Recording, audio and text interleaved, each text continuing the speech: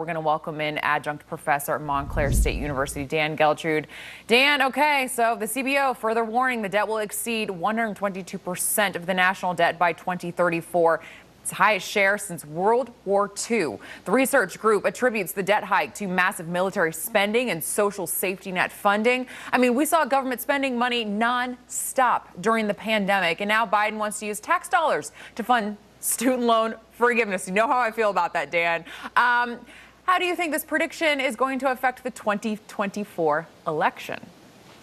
Unfortunately, this is going to have no impact, and not because it's not important. It's really important.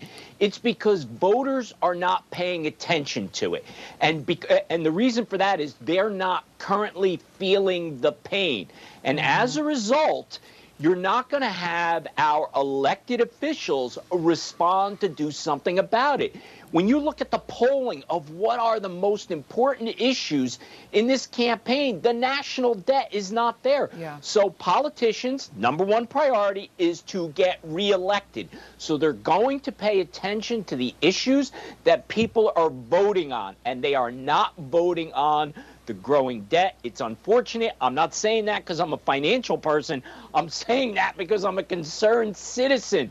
This thing is going to blow up at some point, and no one knows what happens when we get to that point. Yeah, Dan, I mean, I think people aren't voting on it because it's kind of something that's behind the scenes that you really, honestly, you don't think about the national debt. But like you said, it is going to affect a whole lot of things the deeper and deeper we get into debt.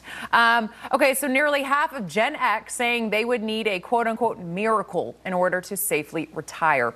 And the generation soon to be in their 60s say they plan on retiring early. This is the first generation using their 401ks as their primary retirement money after employees moved away from traditional pensions back in the 50s.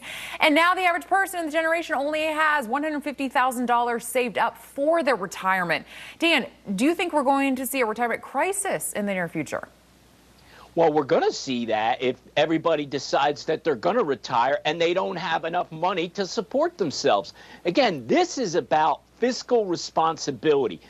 Back in the day when you had these pension plans that just paid you out and you didn't have to worry about it, great, no problem. The world has changed. Now you're going to have to live on what you personally have saved. Yeah. So if you were not taking responsibility, you're going to have a big problem. And what's it mean? It means you have to keep working. And by the way, if you're able-bodied, there's no reason not to stop working, in my opinion. Yeah. I mean, I think that certainly there is a lot of debate on this topic when it comes to Social Security, how long you should wait to retire. I would love to have you back on, Dan, to debate that with you and dive into it a little bit more. But Dan, we are all out of time. Thank you so much for joining us this morning. Always a pleasure having you on.